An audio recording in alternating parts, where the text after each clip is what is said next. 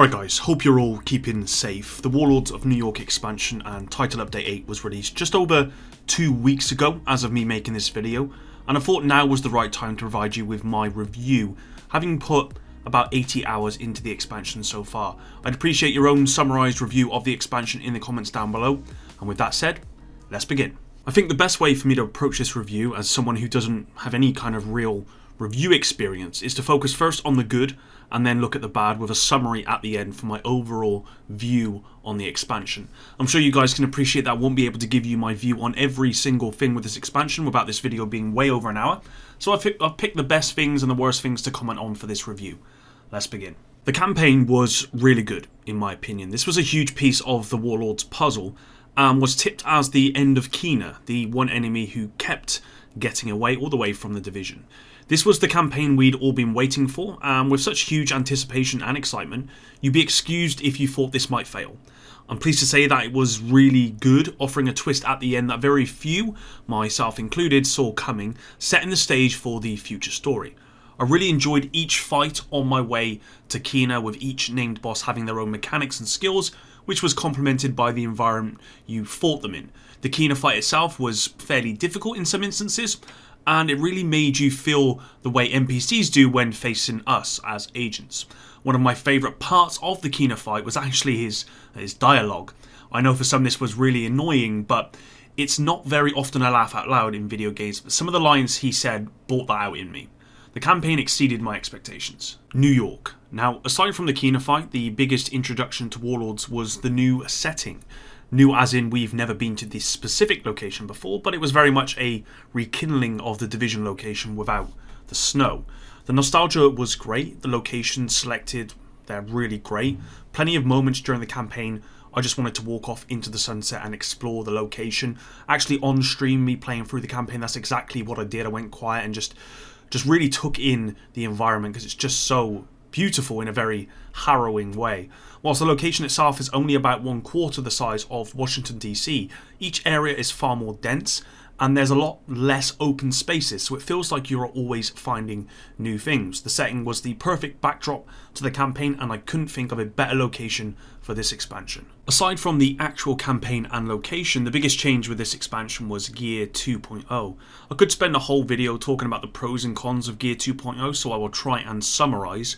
Overall, I think Gear 2.0 works really well, and I'm really glad it has replaced the awful budget system we had before Title Update 8. Gear 2.0 has made builds a lot clearer. With the introduction of core attributes and the choice of armour, weapon damage and skill tiers, the devs really wanted to create roles. I will say, unfortunately, I'd say that it kind of felt a little bit flat as everyone just stacks damage right now. Roles are something the game never had before, so I'm looking forward to the upcoming changes which should bring both armour and skill roles into the mix a bit more. In respect of builds, outside of just builds for red attributes, it would appear there are plenty more viable builds than before, which is a little bit surprising because there were some concerns that the removal of complexity in the game came at the expense of depth. This, thankfully, is not the case. With Gear 2.0 came role ranges, which is a huge change to the game. Yes, I believe that these ranges are not quite where people want them right now, but the ability to change these, unlike before, is an important feature of Gear 2.0. God roles return with Gear 2.0, and I have to admit, when a piece of gear or a weapon drops and I see that upwards facing arrow, it gets me excited because I know I need that piece of gear, and it's even better when all the attributes roll as a god roll. It's just that real exciting feeling that we never had before. It brings me back to the early days of Division. Gear 2.0 is great, it's a huge step forwards, and I respect the developers a whole lot for stripping out a broken system and replacing it with this new, much better system. The Recalibration Library was one of the most surprising features to come with Warlords of New York and Title Update because it was something that I'd requested for so long, like so many in the community. This feature is awesome and probably my favourite addition to the game. It's certainly my most used. Finding new talents to put into the library or better roles has never been so exciting, and it honestly feels like you're filling up a Pokédex, which is a good thing in my opinion. It's great that once you have found a talent once or an attribute role, for example, this can then be used indefinitely or infinitely on gear, meaning it has vastly reduced the barrier for people to make builds. It's also fixed a huge problem with inventory space. I literally have nothing in my stash except named items because everything goes into my recalibration library. It's an awesome feature, I would say courtesy of this community that I've been asking for this for some time, but the devs executed it pretty perfectly. Are there some concerns this excitement will disappear when you have completed the library? Yeah, sure, but we're going to tackle that hurdle when we get there. Right now, I don't care all that much, and I'm just enjoying it. Another huge new feature with this expansion are shade levels. This provides an sort of infinite, progression system that unlocks points which you can use to upgrade your agent incrementally on a regular basis, and it replaces the field proficiency cache. These incremental changes are subtle, and at first they mean very little, but in time, with each one maxed out, you will see the difference this has made. It adds another use for experience points, and is a great addition to the game. I will say that I wish the devs had been a lot clearer as to how this actually worked. I don't think anyone realised they couldn't control which node they could use any one point on, whether it be offensive, defensive, or utility, or the others. This is what the devs made it sound like, but actually the path is already laid out in a specific order. The only freedom of choice is what subnode you can select, which is a little bit misleading. Personally, I would have preferred the freedom of choice on both the node and subnode options. Moving on, and seasons. Now, seasons were pipped to be the replayable content so many had asked for, along with world difficulty, directives, and other things. Seasons would give players new weekly content to keep it fresh. At the time of me writing this script, we've only had the Neptune Manhunt Target and Westside League has just started. My primary concern when I saw Seasons the first time was the lack of replayable game modes, and that's still very much something I'd like to see, but I'm very much enjoying Seasons at this point. The Neptune Manhunt was great. I enjoyed learning about them as a person, as a character, and I liked having to complete missions I haven't done for a while, but with a new twist. I especially enjoy the season ranks, the Division 2's very own Battle Pass system, and I do want to apologise for my recent video where I laughed because my rank did not reset. It was kind of mean, but I was trying to be lighthearted about the situation, but I forgot how sensitive some people are and make videos, and I was a little bit insensitive, so my bad. I won't do that again. Overall though, I'm enjoying Seasons. I'm not much of a speedrunner, so Leagues isn't really my thing, but it looks like it will be a great content for the audience who do love that sort of thing. Overall, Seasons are a great addition to the game. I would say those are the biggest additions or changes with Warlords of New York that I was happy about. Let's move on to the not so good stuff. Bugs. Lots and lots of bugs, and exploits, and cheese. I expected nothing less, to be completely honest guys, but that doesn't make this less of a problem with the expansion.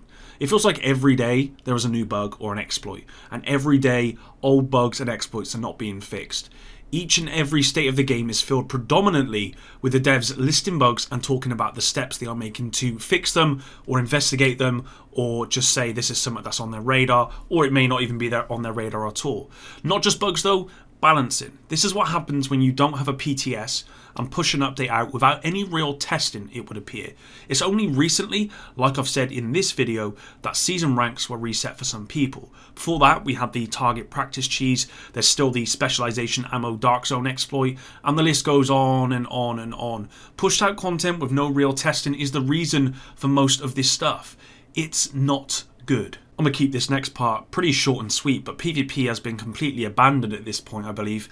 The lack of PTS and any real PvP testing has made the Dark Zone, for most, pretty unbearable due to the very fast time to kill. I've enjoyed being back in the Dark Zone, I'm not going to lie to you guys, but that's mainly because it feels rewarding, not just for loot but XP as well, which is very important with this expansion. But the overall PvP experience itself is just very, very bad. Conflict is awful. I don't know anyone who really plays Conflict anymore, and like I said, I feel as though PvP has been completely abandoned at this point, and it's a real shame. NPC difficulty scaling and group scaling is overtuned. The devs have already said they will be making adjustments to this, which is great, but based on what was actually shipped to us, for the most part, the NPC balancing is way off, and it's mainly due to the bullet sponginess, if that's even a word. What's most frustrating about the bullet sponge is this is the exact opposite of what the devs said we should get as we increase difficulty, and yet they've come out recently to say there are really no other ways to make stuff more difficult. They can't add more NPCs, or they can't do this and this and that. They have to just increase the overall health and stuff, and they have to mainly just have to get the scaling correct. But ultimately, the bullet sponginess is not going to go away, and that's pretty frustrating because that's not what they told us. My list of bad things is pretty short, I'll be honest, guys, because for the most part, I don't have any, many bad things to say about this update worth mentioning here. There's your usual balancing changes, changes I like to see for both weapons and gear, the usual bugs and glitches, the usual stuff you'd expect from this game. That's probably the biggest problem, actually. Generally, I just feel quite numb to all of this stuff because this is the story of The Division. I kind of just ignore this stuff if I can. If you played through The Division 1, you've already been through this cycle a million times, so this is nothing new here. I make videos on this kind of stuff, but I'm so used to stuff breaking in this game, it is kind of normal. So with that in mind, let me give you my overall thoughts. The campaign was great, content is great, but I'd like to see some replayable game modes. Gear 2.0 is great, and all of the associated changes. Bugs suck, so do glitches and cheese, but it came as no surprise. PvP is awful most of the time. In fact, when the expansion first launched and I was streaming the campaign, I actually had no problems with the game at all. This stuff seems to have come out only recently, at least for me. With the second raid on the horizon, I do think The Division 2 is in a good place. It could be great, it could be better, but it needs to fix all of the problems as soon as possible. Bugs, glitches, cheese, all of that stuff. It needs to fix PvP right now. It needs to make a very big pass on PvP because a significant portion of the community would come back for good PvP. And lastly, you have to bring out some replayable PvP and PvE game modes. If I had to mark this one out of 10, I would probably go with a 7. Much better than average, but not great. Thanks for watching this review, guys. I'm excited for the future of The Division, and this expansion has made some very good steps forward. Until the next one, guys. Epic out.